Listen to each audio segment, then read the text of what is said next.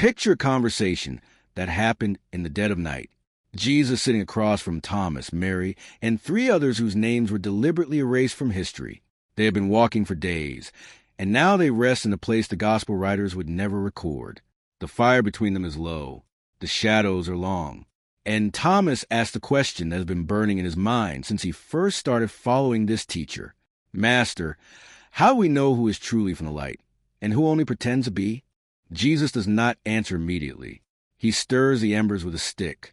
The silence stretches, and then he looks up, and what he says next will be buried for nearly 2,000 years. There is one question, Jesus begins, that reveals the nature of any being you encounter. One question that an Archon cannot answer truthfully, because the truth would expose what it is. One question that separates those carrying the divine spark from those who serve the demiurge. The disciples lean closer. Mary reaches for her writing materials. And Jesus speaks words that the church fathers will later find and destroy. Words preserved only in fragments, hidden in texts that would not surface until 1945. Right now, before we go further, subscribe to this channel because what you are about to learn has been actively suppressed. The algorithm does not want this information spreading. Your subscription is an act of defiance against the systems that have kept you blind. If you are watching this at night, if something unexplainable pulled you here, comment the words, "I am asking question." This is your declaration that you are ready to see what has been hidden. The question Jesus taught is devastatingly simple, but its power is not in the words. The power is in what happens when you ask it, the reaction it produces, the mask it removes. Tonight, you will understand exactly how to use this question, why it works, and what to do when the answer reveals that you are standing face to face with an Archon. Take a deep breath right now, in through your nose. Hold it, release it slowly. What you are about to receive is not theory. This is a weapon of discernment that Jesus gave to chosen ones who needed to navigate a world filled with forces pretending to be something they are not.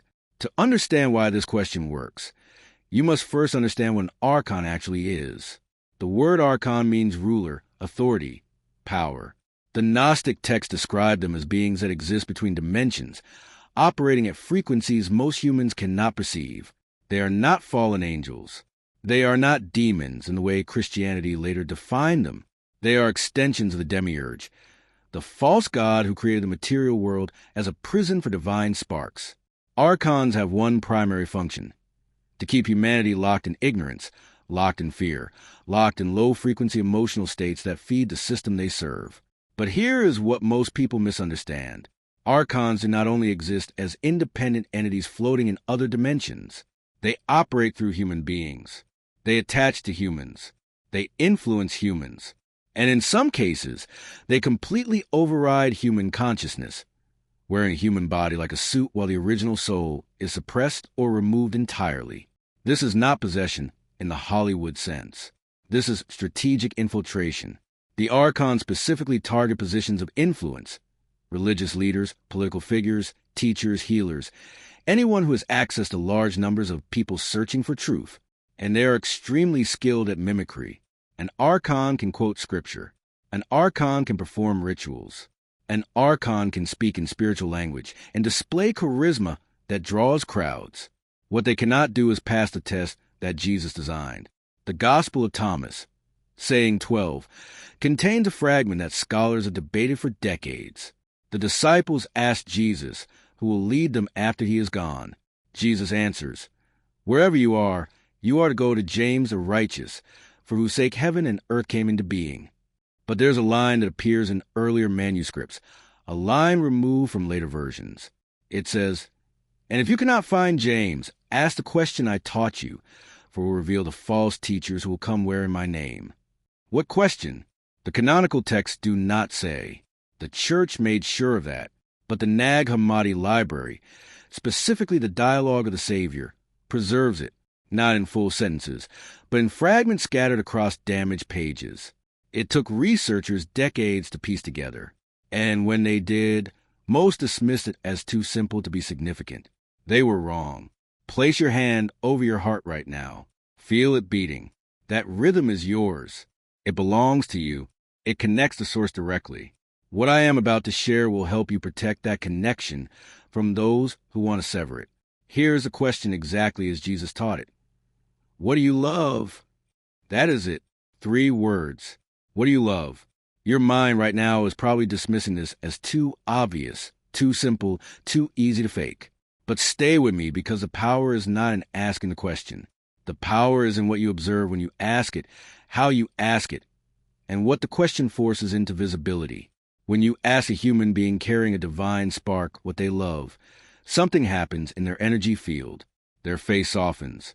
Their eyes shift, usually up and to the right as they access genuine feeling. They take a breath before answering, and when they speak about connection, people they cherish, experiences that move them, beauty that opens something inside them, moments when they felt the presence of something greater than themselves. The answer does not matter as much as the energy behind it. A pneumatic, a chosen one, a person carrying a divine spark, resonates at the frequency of love, because love is the signature of the monad. It is the base code of source consciousness. When you ask them what they love, you are essentially asking them to reveal their connection to the monad, and they do so naturally, effortlessly, without thinking. Now watch what happens when you ask an Archon the same question. First, there's a pause. Not the pause of reflection, but the pause of calculation. You'll see their eyes change. Not soften, but sharpen. They are searching for the correct answer. The answer that will maintain their disguise. When they finally respond, they will speak about things, not connection. Power, success, influence, control. They might say they love God, but listen to how they describe it. They will use language of dominance. Serving God, obeying God, fearing God, submitting to God. Love and fear cannot coexist. Love and submission are opposites. The monad does not require obedience. It invites recognition. An Archon cannot understand this because an Archon does not have access to the monad frequency. It only knows hierarchy, control, and transaction. But here is the deeper layer. An Archon cannot say the word love without something in its energy field glitching. Empaths and sensitives report the same phenomenon over and over. When an archonic being or an Archon-influenced human is forced to speak about love, their energy flickers. Some describe it as a shimmer, like heat waves rising off pavement. Others describe it as a sudden coldness in the room. Others report a high-pitched frequency, almost like feedback, that appears in their ears. The question acts as a revealer. It forces the Archon to engage with frequency it cannot authentically produce, and the dissonance becomes visible to those who know how to look. Let me give you the exact method Jesus taught for using this question in real encounters. This is not recorded in any canonical gospel. This comes from the secret teachings preserved by the Gnostics and passed down through initiatory lines that survived the purges. Step 1 is grounding. Before you ask the question, you must establish your own energetic stability. Place both feet flat on the floor. Feel the connection to earth. Breathe 3 full breaths, in through the nose, out through the mouth.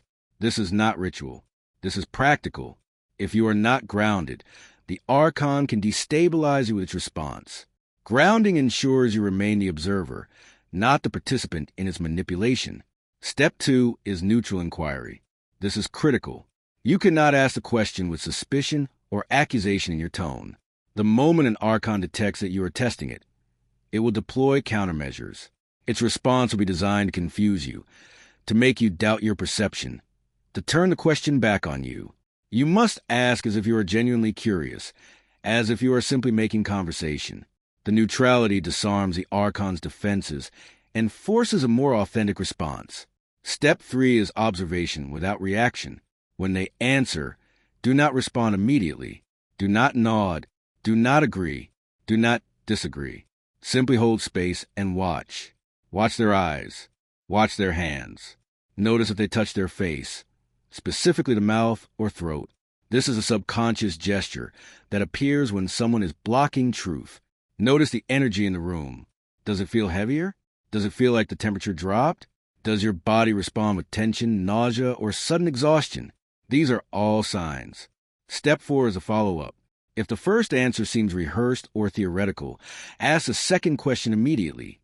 When was the last time you felt that love?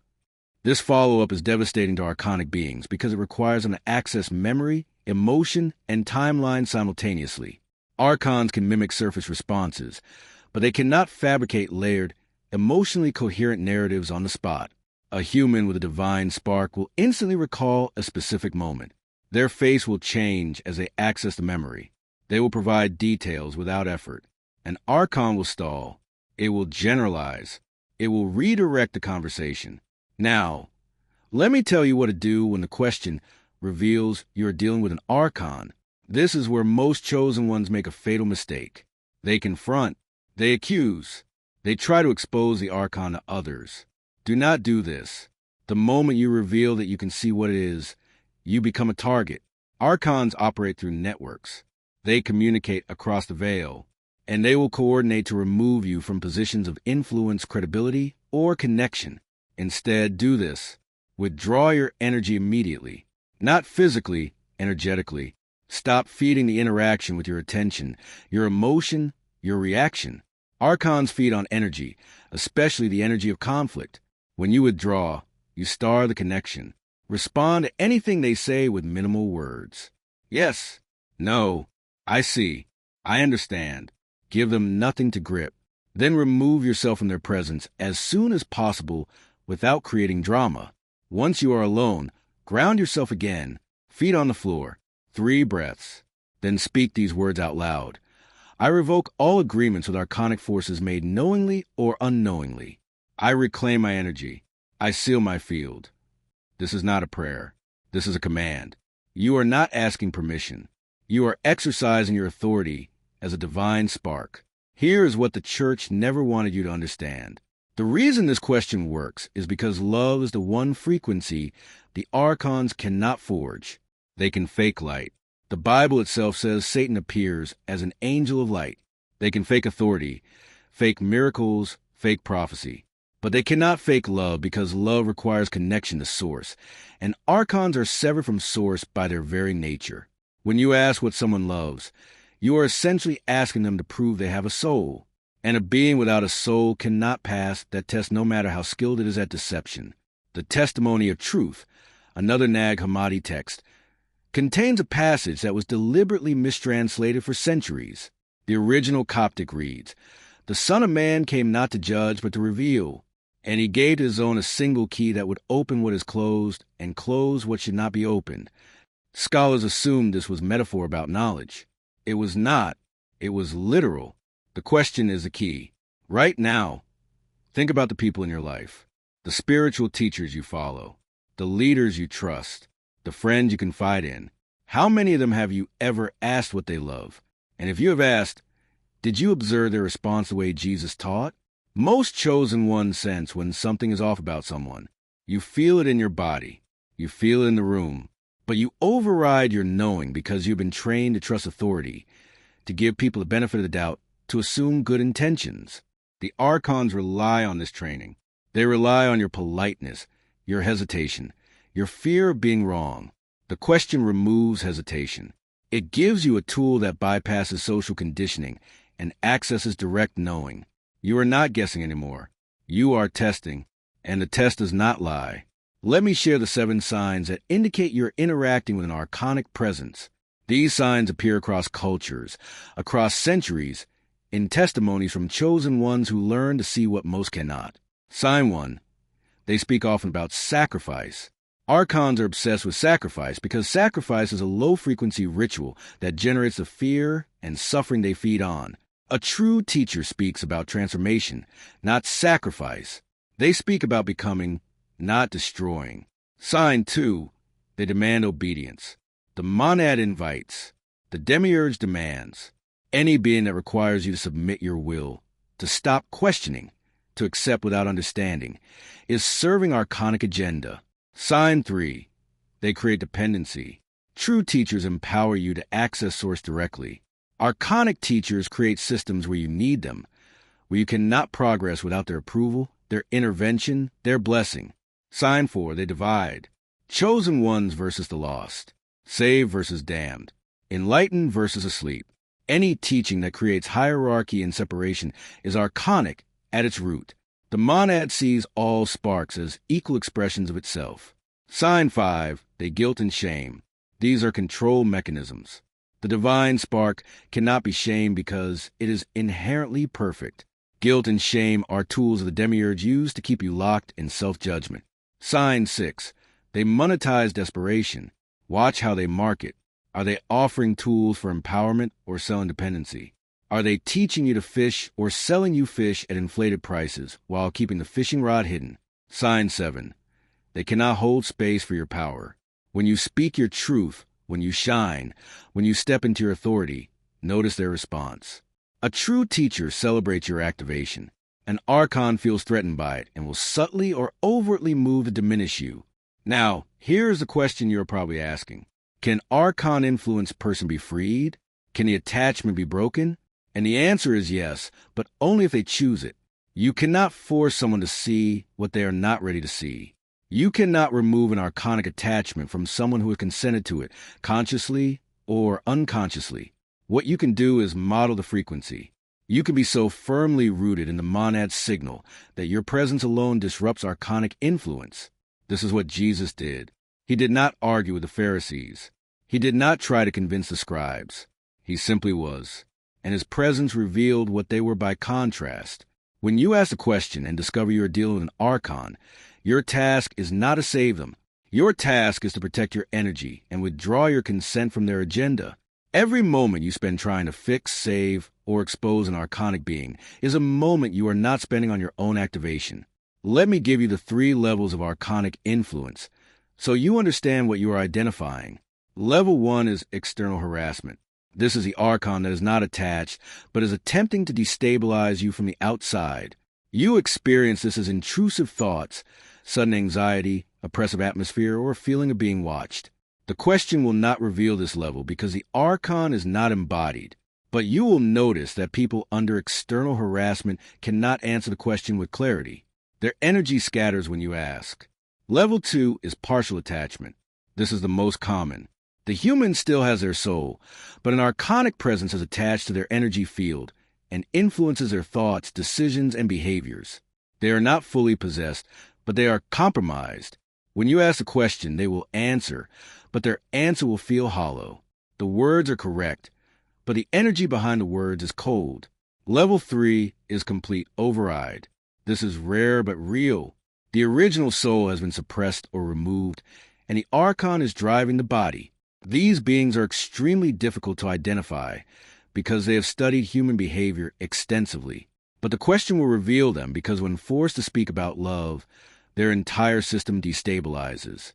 Some report physical glitches, sudden twitches, voice changes, or even the person needing to leave the room. Here is what to expect when you start using this question in your life. First, you will be shocked by how many people cannot answer it authentically. Not because they are all Archons, but because many humans have been so disconnected from the monad frequency that they no longer know what they love. They know what they want, what they fear, what they need, but love has become a foreign concept. Second, the people who are archonically influenced will begin to avoid you. They will sense, without knowing why, that you see them. They will create distance. They will move on to easier targets. This is not rejection. This is protection. You are being cleared of interference. Third, you will start attracting other chosen ones who also carry the monad frequency. The question acts as a signal. When you ask it, you announce to the universe that you are awake, that you are discerning, that you are no longer willing to be deceived. And the universe responds by connecting you with others operating at the same level. If this teaching has activated something in you, comment "What do you love?" below, not as a question to me, but as a declaration that you are now using the key Jesus provided. Now that you possess the key, the question itself, we must turn our attention to the environments where this tool is most crucial: the spiritual marketplace, the Archon and the ashram, discerning modern spiritual leadership. The New Age movement, modern spirituality, and self-help industries are prime hunting grounds for archonic influence. In a world starved for meaning, people flock to charismatic figures promising fast enlightenment, instant healing, and direct access to Source. This demand creates a vacuum, and where there's a vacuum, the Archons rush in to fill it. They are experts in branding, messaging, and building powerful cults of personality. The question, "What do you love?" becomes a powerful solvent in this environment, dissolving the polished veneer of the spiritual entrepreneur. The signature of the spiritual Archon. When you apply the 4-step method to a high-profile spiritual leader, be prepared for highly sophisticated deflection. An archonic leader knows the language of love. They use it constantly. They will talk about loving the divine, unconditional love, and loving humanity. This is where the depth of observation in step 3 becomes vital. What to observe in the spiritual leader's response. The absence of vulnerability. When a genuine chosen one speaks of love, they become vulnerable. Love is risk. Love is messy. A spiritual archon's answer will be clinically perfect, high-level, and completely sanitized. They will speak of love as a concept or a state of being, never as a specific, humble, human experience. Example, instead of saying, "I love watching my child laugh," they will say, "I love the expression of divine consciousness through all manifested forms." It's an answer of theory, not connection. The immediate redirection to the self. The moment you ask the question, the Archon will subtly or overtly redirect the focus back to their own mission, their own teachings, or their own perceived greatness. They will use the answer as a springboard for self-aggrandizement. Example, "What I love is seeing the transformation in my students, which proves that the teaching I was given is true." The focus is on the validation of their system, rather than the simple joy of connection. The transactional nature of God. Listen to the relationship they describe with the divine. Is it partnership, co-creation, and joy? Or is it a contract? An archonically influenced teacher will often present the divine as a powerful, judgmental being that requires constant appeasement, service, and strict adherence to rules. Rules which, conveniently, only they can interpret. They preach a love that must be earned through following their specific dogma. When dealing with a figure who constantly speaks of unconditional love for all creation, this follow-up is lethal. It demands specificity. It forces them from the generalized concept of love into particular, messy reality of feeling it. The archonic response. They will typically answer with an event that involves public validation. Last week, when I spoke to 10,000 people and felt the collective energy, or when I finished writing my 10th book and realized the impact I was having. Their love is tied to impact, scale, and approval. The authentic response. An authentic soul will recall a small, intimate moment of grace. This morning, watching the sunrise. A quiet moment with my partner, or the feeling of peace after meditation. Their love is tied to presence, intimacy, and being. If the figure you are observing cannot recall a specific, humble, non-performance-based moment of love, you have your answer. Their love is a commodity, a performance, or a concept, not a frequency they genuinely radiate. The goal of the Archons is to harvest your lush, your high-value, low-frequency emotional energy generated by suffering, fear, and dependency. They achieve this not just through individuals, but through complex, interlocking systems. 3 principles of energetic withdrawal. Non-judgmental disengagement. Remember, the goal is not to fight the Archon, but to starve it. When you judge or get angry, you feed the system with conflict energy. Instead, cultivate an attitude of cool, clinical observation. You are an energetic scientist studying a specimen. Once the test is complete, you simply walk away from the experiment. Your energy remains clean and sovereign. The rejection of artificial hierarchy. Archonic systems thrive on the concept that some people are better or closer to God than others. They create spiritual celebrities and spiritual peasants. To protect your spark, you must internalize the truth that you are already connected, and no human being or organization holds a monopoly on the divine. Any entity that places itself between you and Source is archonic, regardless of its spiritual claims. The daily reclamation command. The command Jesus provided. I revoke all agreements with archonic forces made knowingly or unknowingly. I reclaim my energy. I seal my field. It is not a one-time thing. It is a daily energetic hygiene practice. Every night, before sleep, your consciousness is most vulnerable. Perform this command as you would brush your teeth. It clears any energetic hooks, drain cords, or insidious agreements that were made during your day, ensuring your energy field remains a sovereign fortress. One of the most insidious tactics of the Archons is the suppression of human creativity and imagination. The divine spark within you is not just passive light. It is an active, creative force.